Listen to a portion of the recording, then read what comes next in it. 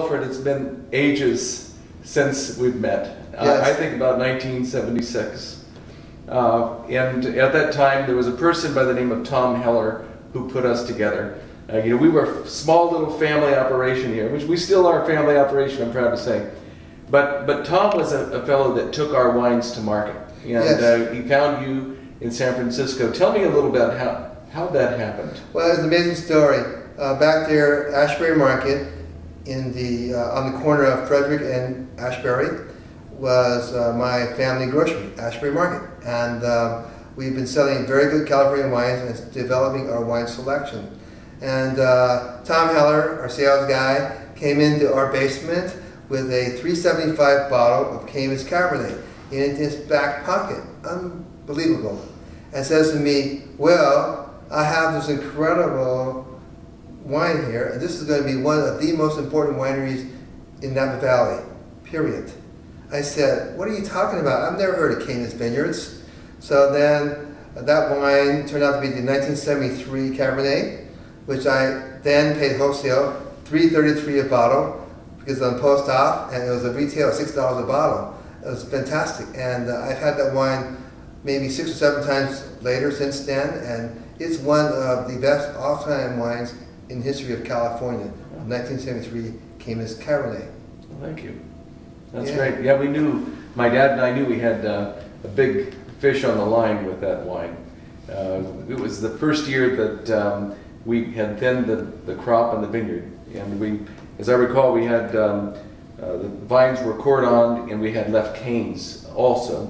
So we went through just after bloom when they had a good set. We had a lot of clusters throughout the vine, and we cut off all the canes and tore them out and threw them on the ground. We still have photographs of what we had done. And with that, we brought our cropping probably from 5 or 6 tons per acre down to 2 tons per acre. But the wines were very dark and well extracted, opulent, and cassis style Cabernet. We released that wine, you know.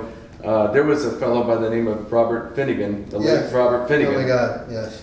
And he wrote that up in the San Francisco Examiner as one of his favorite Cabernets of Napa Valley. And that is really when the phone began to ring for us. We realized 2 things from that. One is if we produced great wine, there would be a market for it. And the other one was the power of the press. Because when after that article was printed, the phone began to ring. And it really was the beginning of what Caymus is today, and finding out how to commercialize a product that's just a homemade wine.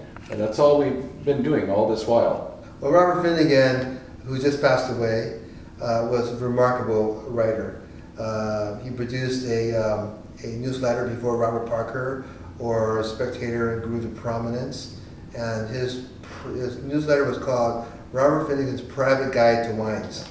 And he actually had a girlfriend that lived near our store then in those days, and he was instrumental in how I developed what I did. And he had a issue that he put out once a year called Progress and something in California Wines. And Caymus was mentioned in there, so he definitely had a strong effect, and he's really one of the godfathers of wine newsletters. That was a great time then.